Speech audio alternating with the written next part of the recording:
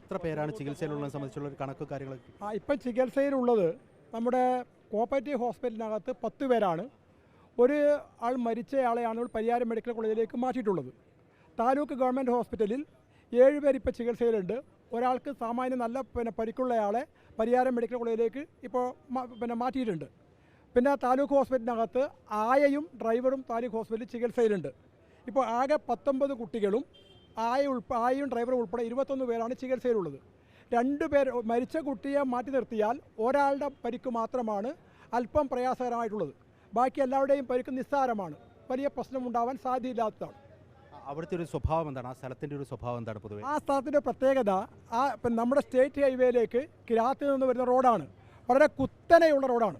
സ്വാഭാവികമായും ആ കുത്തനെയുള്ള ഇറക്കം ഇറങ്ങുമ്പോൾ വണ്ടിയുടെ ബ്രേക്ക് നഷ്ടപ്പെടുകയും വാഹനം 3 പ്രാവശ്യം മറിഞ്ഞങ്ങോട്ട് പോയത്. അങ്ങനെയാണ് പറ്റിയത്. ഇതിൽ ആ കുഞ്ഞ് വാഹനത്തിൻ്റെ താഴ്ഭാഗത്തേക്ക് പെട്ടുപോകുമായിരുന്നു, അങ്ങനെയാണോ? ഞങ്ങളിപ്പോൾ മനസ്സിലാക്കുന്നത് ഈ വണ്ടി 2-3 പ്രാവശ്യം മറിഞ്ഞപ്പോൾ കുട്ടി വണ്ടിയുടെ അടിയിലായിപ്പോയി എന്നാണ് സംശയിക്കുന്നത്. ഈ ഡ്രൈവറെ സംബന്ധിച്ച് അദ്ദേഹത്തിന് ഗുരുതരമായ പരിക്കുണ്ട്? അത്ര കഠിനമായ പരിക്കൊന്നുമില്ല, ചെറിയ പരിക്കേ ഉള്ളൂ. ഡ്രൈവർക്കും ആയക്കും ചെറിയ പരിക്കേ ഉള്ളൂ. വേഗത ഉണ്ടായിരുന്നു എന്നാണ് നേരത്തെ ഇവിടെ നിന്ന് പുറത്തേക്ക്? ആയിരിക്കില്ല, എന്ന് വെച്ചാൽ വലിയ ഇറക്കാണ്. അപ്പോൾ ഇറക്കം ഇറങ്ങി വരുമ്പോൾ തന്നെ ബ്രേക്ക് നഷ്ടപ്പെടുകയാണ്. സ്വാഭാവികമായും വണ്ടി 3-4 പ്രാവശ്യം തല തിരിഞ്ഞു വീഴുന്നു. അങ്ങനെയാണ് സംഭവം. ബ്രേക്ക് നഷ്ടപ്പെട്ടു എന്നാണ് അദ്ദേഹം പറയുന്നത്. അതാണ് അദ്ദേഹം പറയുന്നത്.